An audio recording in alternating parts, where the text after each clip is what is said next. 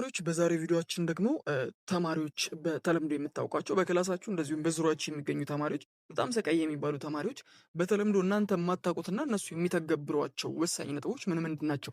እነሱ ከእናንተ በምንድን ነው ሊሻሉ የሚችሉት የሚሉትን ወሳኝ የሚያደርጋቸውን 8 ነጥቦች ወይም ሚስጥራዊ ባህሪያቸው ለእናንተ የማይነግሯችሁ ፈልገው የሚሆን ሳይፈልጉ ሚስጥሮች አሉ ወደ 8 የሚጠጉ። እነዚህ ነገሮች በተተገብሯቸው እናንተም እንደነሱ የማትሆኑበት ምንም አይነት ምክንያት አይኖርም። ማትሪክ ፈተና መስቀል ብትፈልጉ እንደዚሁም ዩኒቨርሲቲ ከገባችሁም በኋላ በምትፈልጉት የግሬድ አይነት መቀጠል ብትፈልጉ እነዚህ ወሳኝ ነጥቦች ወደዳችሁም ጠላችሁም ያስፈልጋችኋል። እነዚህ ጎበዝ ተማሪዎችም በአስገዳጅ ሁኔታ ሲተገብሯቸው ይታያሉ። እነዚህ ነጥቦች ነው እንግዲህ ዛሬ የምንመለከተው። ለቻናላችን አዲስ ከሆናችሁ ሰብስክራይብ ብታደርጉ እንደዚህ አይነት ጠቃሚ ቲፖችን በተደጋጋሚ በቻናላችን እንደምናቀርብ ታውቃላችሁ፣ ይደርሳችኋል ማለት ነው። ወደ መጀመሪያው ነጥባችን አለፈ። እነዚህ ተማሪዎች ሁሉም ዓላማ ወይም እቅድ አላቸው። በመጀመሪያ ደረጃ ቢግን ጎል ኦሪየንትድ ናቸው፣ ወይም ደግሞ ዝም ብለው የሚንቀሳቀሱ ወይም ደግሞ በደመ ነፍስ የሚንቀሳቀሱ አይደሉም። ከፍተኛ ውጤት የሚያስመዘግቡ ተማሪዎች የመጀመሪያው ትልቁ ሚስጥራቸው ዓላማ ወይም እቅድ መያዛቸው ነው። አብዛኞቹ ተማሪዎች መጽሐፍ የሚገልጡት ፈተና አለብኝ የሚል ነጥብ ይዘው ወይም ደግሞ ከዛ በሚነሳ ግፊት አይደለም። ሰቃይ ተማሪዎች እንግዲህ ከዚህም በተለየ የተለያየ አመለካከት አላቸው። እነዚህ ተማሪዎች ገና ጥናት ከመጀመራቸው በፊት ለምን እንደሚያጠኑ በግልጽ የሚያውቁ ናቸው። ዓላማቸው ዝም ብሎ መጽሐፍን አንብበው ሄዶ ፈተና መፈተን አይደለም። እነዚህ ባህሪያቸው ውስጥ የምትመለከቷቸው ወይም ደግሞ አሁን የተመለከትናቸው ጎሎቻቸው በሶስት ቁልፍ መንገዶች ይከፋፈላሉ። የመጀመሪያው እንግዲህ የራሳቸው ራዕይ የረጅም ጊዜ ራዕይ ያላቸው፣ ረጅም ጊዜ የአጭር ጊዜ ራዕይና ውጤት ተኮር የሆነ ግቦች ነው ያሏቸው። የመጀመሪያውን እንግዲህ ስንመለከት የረጅም ጊዜ ራዕይ ነው። ይህ ትምህርት እንግዲህ በከፍተኛ ውጤት ከማጠናቀቃቸው በኋላ ወይም ደግሞ ይህን የትምህርት ዓለም ከጨረስኩ በኋላ ምን ሆናለሁ የሚል የት ደርሳለሁ የሚል እቅድ አላቸው። ይህ እንግዲህ ሎንግ ተርም ጎል ወይም ደግሞ ኤም የምንለው ነው። ይህንን እነሱ ቀድመው አቅደው የያዙት ነው። ስለዚህ በቀላሉ ምንም አይነት ነገር ቢመጣ ይህ እንደ ማበረታቻ ያገለግላቸዋል፣ ወይም ደግሞ በሚደክምበት ጊዜ ዓላማ አላችሁ የሚል ትልቅ ጥቅም ሆኖ ይታይላቸዋል። ሁለተኛው አጭር ጊዜ ግቦች ወይም ስፔሲፊክ ጎል የምንላቸው ናቸው።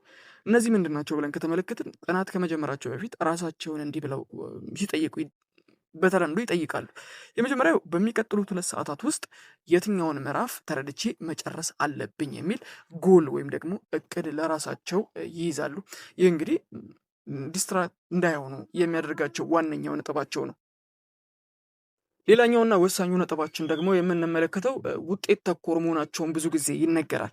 ለምሳሌ ሰዓት መቁጠር በተለምዶ 5 ሰዓት አጠናለሁ ከማለት ይልቅ ወይም ደግሞ ውጤት ተኮር የሆኑ ተማሪዎች 5 ሰዓት አነባለሁ ከሚሉ ይልቅ ምን ያህል ነገሮችን ይዣለሁ የሚል ከኮንተንት ወይ ደግሞ ከውጤት ተኮር ጋር የሆኑ እቅዶች ወይም ፕላኖችን ነው የሚይዙት። እነዚህ ጎሎች ነጥቦችን የምንመለከትበት ነው። ሁለተኛው ነጥባችን ላይ ስንመጣ ውጤታማ የጊዜ አጠቃቀም ወይ ደግሞ ማስተር ኦፍ ታይም ማኔጅመንት በውስጣቸው የያዙ ተማሪዎች ናቸው። እነዚህ ተማሪዎች 24 ሰዓት እንደማይበቃው ተማሪ ወይም ደግሞ እንደ ሰው አያማርሩም። ይልቁንም ያላቸውን ሰዓት በአግባቡ የሚጠቀሙ ናቸው። ለምሳሌ ትኩረታቸውን የሚሰርቁ ነገሮች፣ ለምሳሌ ሶሻል ሚዲያ እና ዲስትራክሽን የሚያመጡባቸውን ነገሮች ያስወግዳሉ። ዲፕ ወርክ ነው የሚሰሩት ቁጭ ሲሉ፣ ወይም ደግሞ ጥልቅ ጥናቶችን ያደርጋሉ። በዚህ ምክንያት በጣም ውጤታማ ሲሆኑ ትመለከታላችሁ። የእረፍት ጊዜያቸውንም በአግባቡ የሚጠቀሙ ናቸው። ወደ ሶስተኛው ነጥባችን ስናልፍ የማያቋርጥ ወይም ደግሞ የማያወላውል ነገሮችን የማወቅ ጉጉት ያላቸው ናቸው። ብዙ ጊዜ እነዚህ ተማሪዎች ኮንስታንት የሆነ አክቲቭ ኪሪዮሲቲ ስሜት ማለት ነው በተለምዶ የምንለው። ሰቃይ ተማሪዎች በክፍል ውስጥ ዝም ብለው እንደ መደበኛው ተማሪ የሚያዳምጡ ወይም ደግሞ ነገሮችን የሚሰሙ አይደለም። ለምን ነገሮች እንዴት ይሆናሉ የሚል የክሪዮሲቲ ኩዌሽኖችን የሚያመጡ ናቸው ወይም የሚጠይቁ ናቸው። መምህሩ ያስተማራቸውን ብቻ ስለማይዙ ወይም ደግሞ ለምን የሚል ጥያቄ ስለሚጠይቁ ፈተና ላይ ሲቀመጡ የሚቀመጡት መምህሩ በነገራቸው ነገር ብቻ ሳይሆን ሌሎች ተጨማሪ እውቀቶችን የሚይዘው ስለሆነ ፈተናቸውን በቀላሉ የመስራት እድላቸው ሰፊ ሲሆን ትመለከታላችሁ።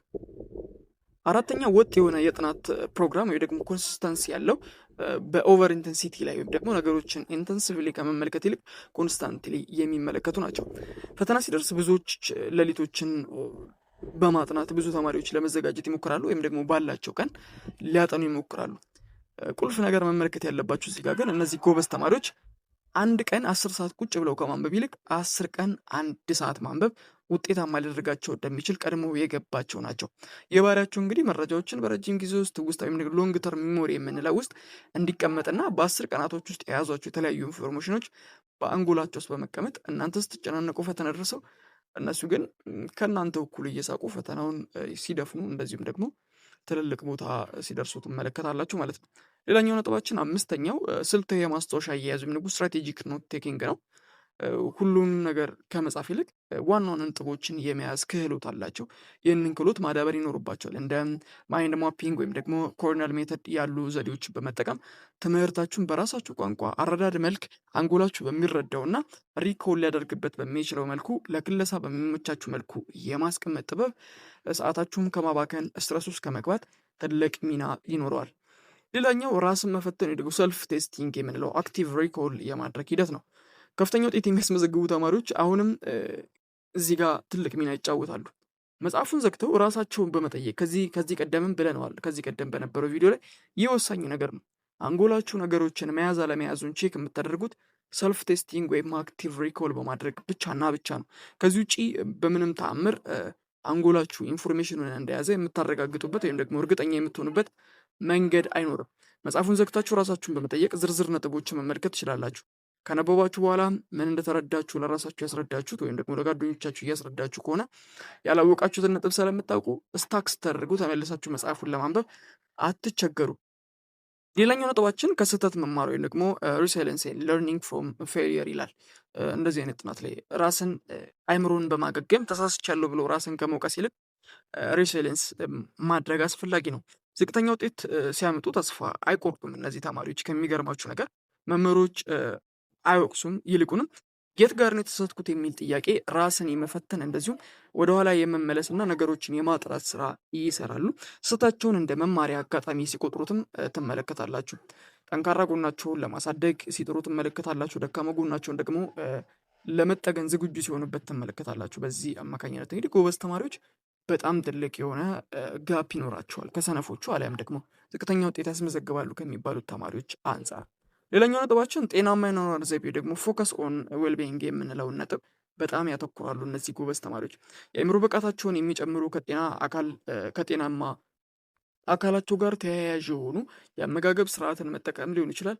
እንደዚሁም ደግሞ ስፖርት መስራትና በቂ እንቅልፍ ማግኘት፣ ጤናማ አመጋገቦችን ማሳደግ፣ አእምሯቸውን የሚያድሱ ረፍቶችን ማድረግ በጣም ያዘወትራሉ። እንደዚሁም ተጨንቆ ከማጥናት ይልቅ ተረጋግቶ ማጥናት፣ ቅድም ያልናቸውን ነጥቦች ከዘረዘርነው ነጥቦች ውስጥ ሁሉንም ከተገበራችሁ ጤናማ የአኗኗር ሁኔታዎችን ስትተገብሩበት በጣም ስኬታማ ከመሆንም በላይ ራሳችሁን ታገኙታላችሁ ማለት ነው።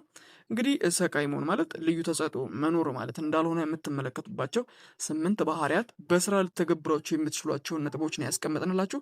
እንደዚሁም ዛሬውኑ ከነዚህ ውስጥ አንዱን በመጀመር ውጤታማ ጉዟችሁን መጀመር ትችላላችሁ። የትኛውንም ባህሪ ዛሬ ልትጀምሩ ትችላላችሁ። ሌሎቹንም ነጥቦች ብናነሳ በቀላሉ ልታደርጓቸው የምትችሏቸው እንደሆኑ እንገምታለን።